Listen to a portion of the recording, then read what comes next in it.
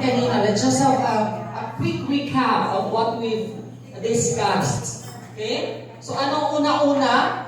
Ang understanding natin ng HOTS-PLPs, higher order thinking skills, no? Nagkaroon tayo ng priming activity. And then, followed by what?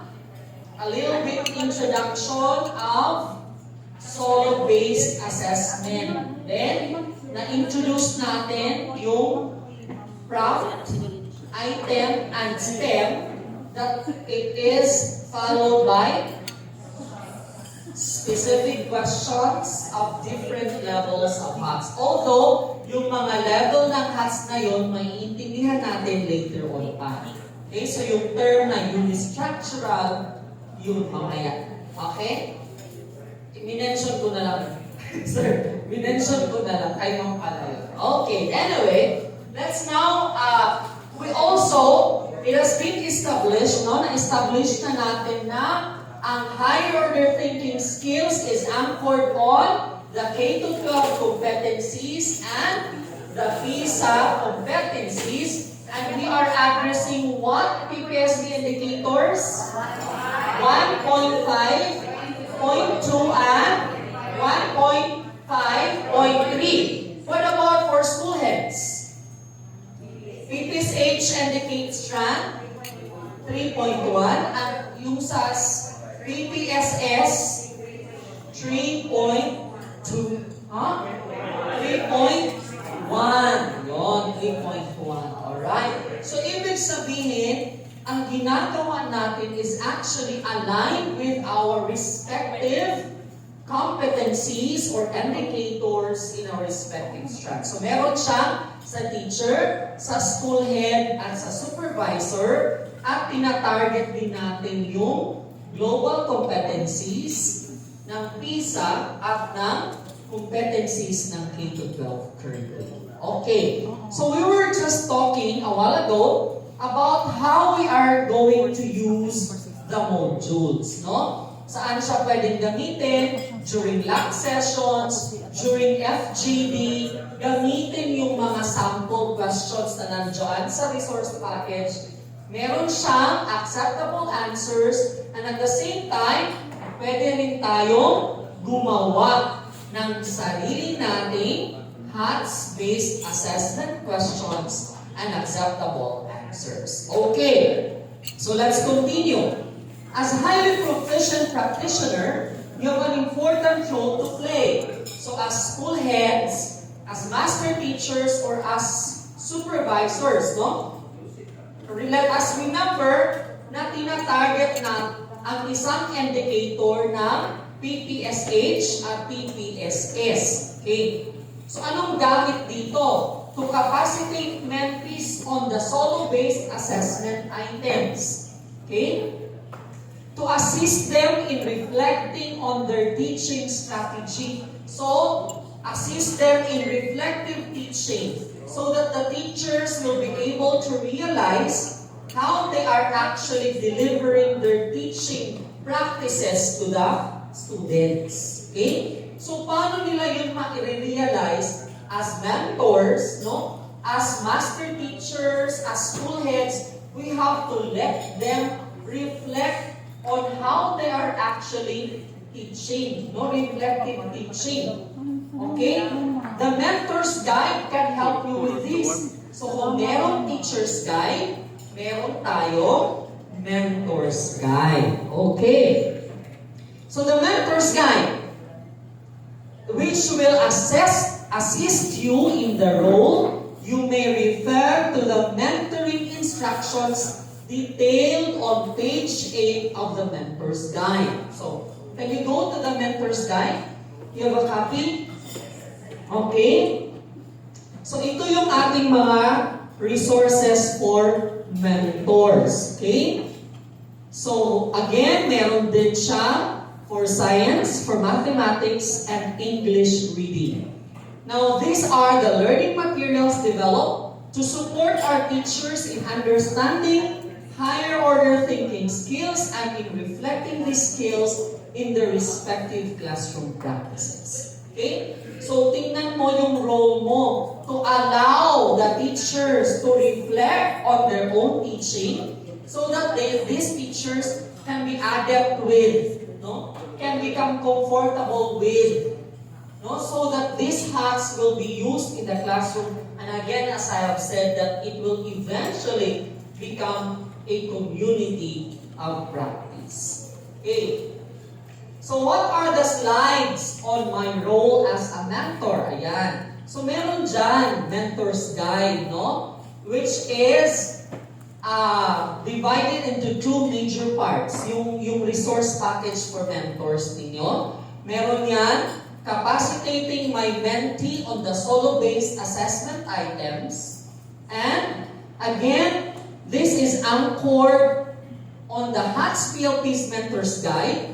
This set of slides aims to assist our school leaders in their role as mentors. A step-by-step walkthrough on the items, a broader discussion of the learning approaches, and guidelines that they may use for lab sessions or even focus group discussions. Okay? So, ano ba yung role mo as a mentor, no? So again, these are incorporated in these learning resource packages. And again, we are addressing 1.5.2 and 1.5.3 for teachers. 3 for school heads? 3 for supervisors. 3 for supervisors. 3.1 and school heads ay 3.2. Okay. Alright. So, yung mentor's guide, meron din for science, math. And at this point, we will look at the mentor's guide. Okay. So, the mentor's guide is intended for master teachers and school leaders to coach and further support our teachers effectively, and at the same time, collaborate with them in developing HOTS in the classroom. So meaning to say, magiging part tayo ng paggawa ng HOTS assessment items. Okay? So lalabas at babalik yung pagiging teacher natin. Di ba? So, ano nga ba yung major natin dati? Science, ano ba? May specialist. Yun si Ma'am Physics, no? Physics din si Ma'am. Si Biology, Chemistry, Biochem, si Ma'am, Biochem. Si Ma'am Myrna, Biology din. Si Sir, Physics, no? Si Sir, Physical Science. Dito, si Sir Dennis, Physics, no? Si Sir ay Physics, Math. So yung mga alpha male, mga physics talaga yan sila kasi mahirap yung physics. si Ma'am ay biology. So, ibig sabihin, hindi natin itatago yung pagiging science teacher natin. Ilalabas natin yan kasi tutulong tayo sa paggawa ng solo-based assessment items sa ating mga teachers. We collaborate with them. Okay? Yan. So, as we said, it is divided into two major parts. The first one is capacitating my mentee on the solo-based assessment items. Ano ang kasama dyan? More in-depth walkthrough of the teacher's resource. Okay? So, meron dyan, Activity 1, organizing lab session. Kasama sa package yan. So, pwede na natin. No? Di ba parati tayong hinahanapan ng proposal. Pag may lab session, parati kang may proposal and then accomplishment report. Magkasama yan parati. Kasama yan sa hahanapin, lalong-lalo na sa bagong ranking. No? Yung PO7S 2023. Kasi po, hahanapan ka ng application to learning. No? Ibig sabihin, application to education and application to learning. Yung mga gusto ma-promote to Principal 2, 3, and 4, bagong order ang ginagamit natin ngayon, yung DepEd Order number 7. series of 2023. Meron na siyang application of education. Ibig sabihin, kung Master of Arts in Education ka or Doctor of Philosophy, paano mo nagamit ang education mo sa pagiging principal mo? Okay? Yung application of learning naman, anong inattend mo na training, paano mo siya ginamit sa classroom? Gagawa na kayo ng job-independent learning, o kaya ng lock session, gagawa ng action plan, no? So, kung gagawa kayo ng lock session, meron na kayo how to organize the lock session. Meron na kayong in support of your application of learning. Okay? So, discussion on solo. Okay, so meron siyang activity number 2, Introduction to the Basic Solo Model, and lock session guide on higher order thinking skills. So meron na siyang matrix, meron na siyang guide, hindi ka na mahihirapan. Okay? Guide on integrating learning approaches only in Math Mentor's Guide, activity 4, preparing solo-based question. Okay? And then, the second part is reflection lab, no? Reflection lab, kasi nga, we're actually gearing up with reflective teaching. Pansinin nyo, yung IRPS, PPST, di ba? Ilang objectives ang tawag natin NCOI, Non-Classroom Observable Indicator. Objective 13, gumagawa ang teacher ng reflection.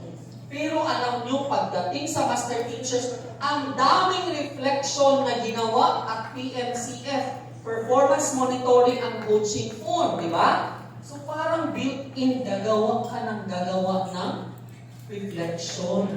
Okay? Ngayon, sa year 2, meron pa rin doon.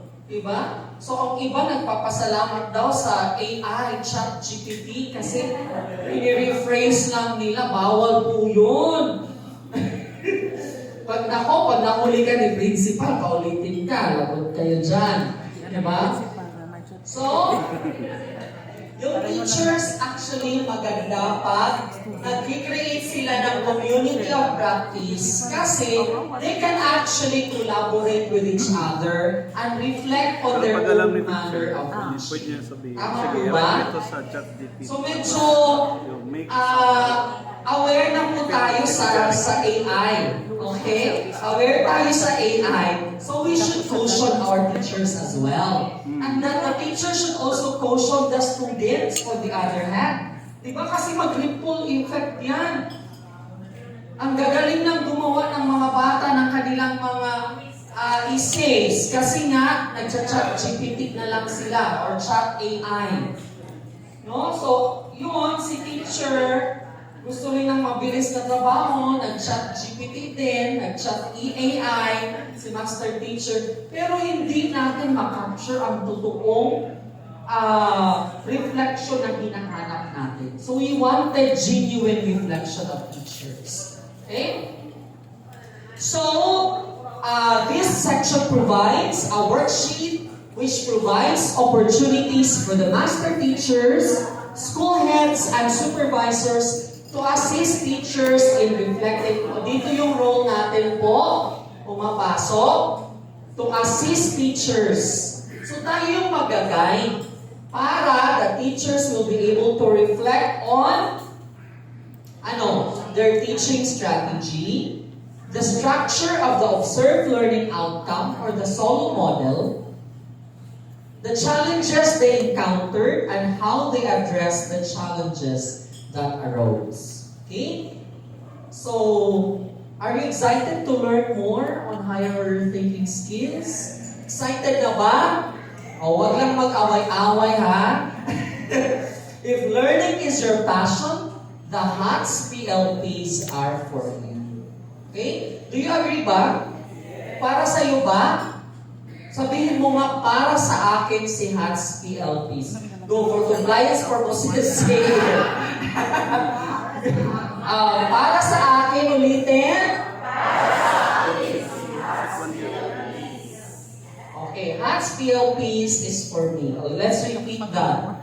HOTS-PLPs is for me. O, diba? Bumabalik ako sa sinabi ko kanina that you should be accepting.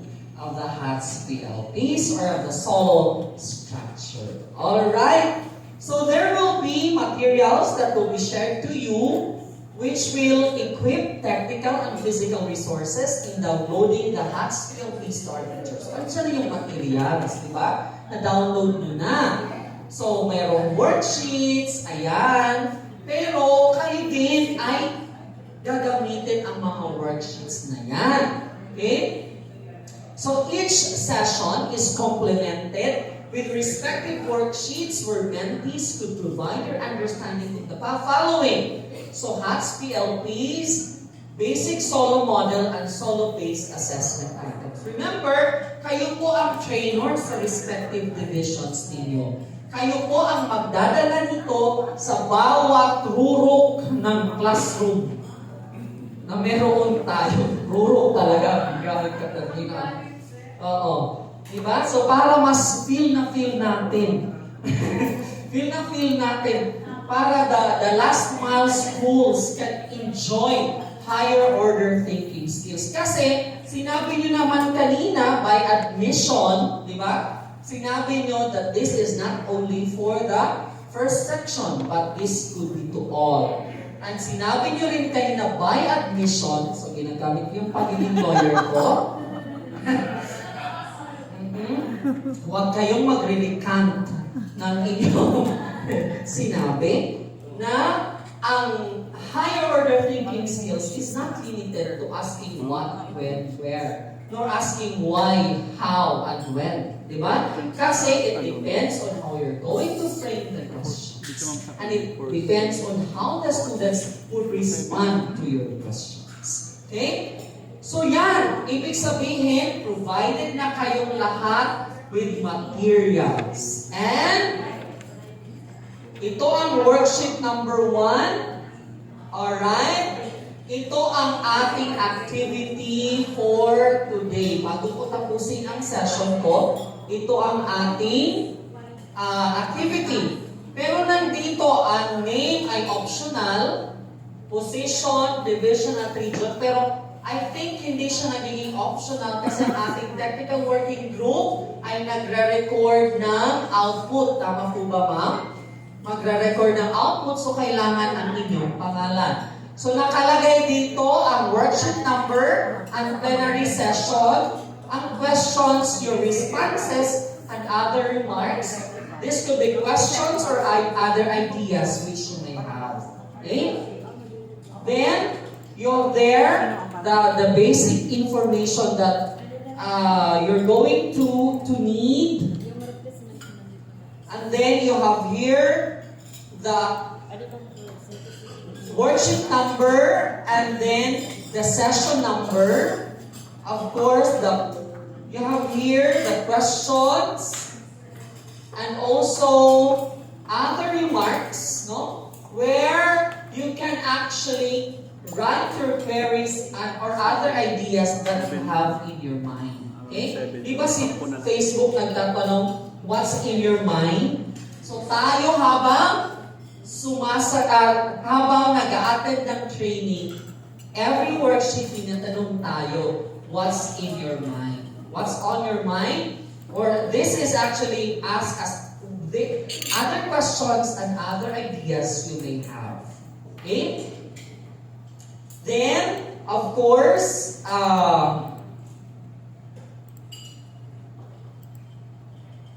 there are other worksheets, no? This is worksheet number 4C with plenary session number 7. Kasi sa worksheet 4C, meron siyang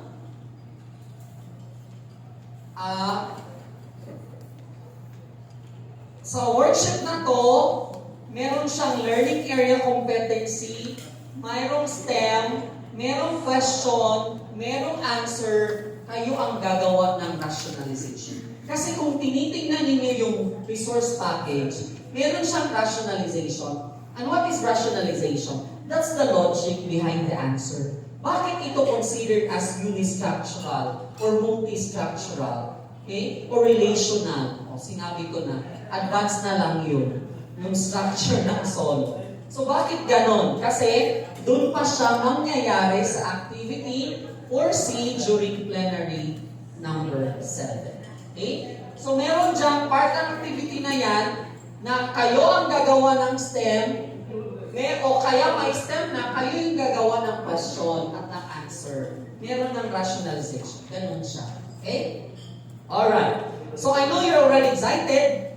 And then, this is particularly for session number 7. Okay? And then, these are notes on the worksheets, no? The responses provided by the mentees on the worksheets may be used as points for discussion. For instance, during coaching and mentoring sessions. The use of worksheets are mandatory in understanding the HOTS-PLPs, especially in practicing with the solo-based assessment items. Mentors may also develop additional worksheets that could further help in capacitating their mentees on the topics. Okay? So, yan, application na tayo.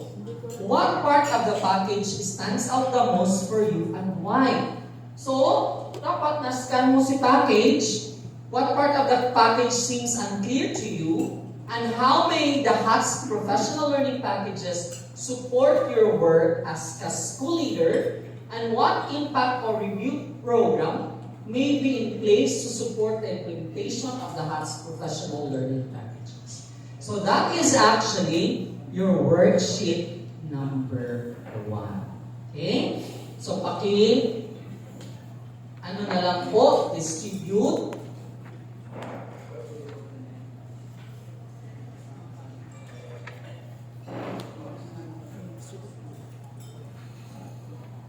And meron pa tayong,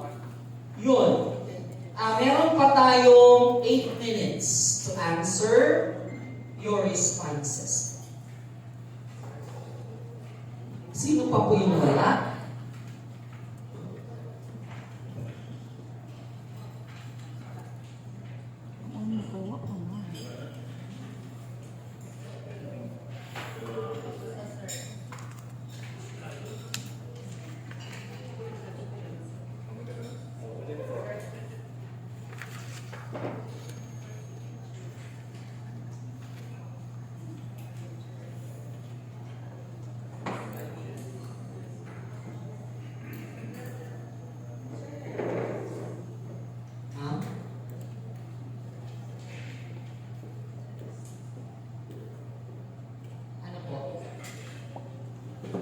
Either lahat ng package, no? yung teacher's package, yung mentor's package.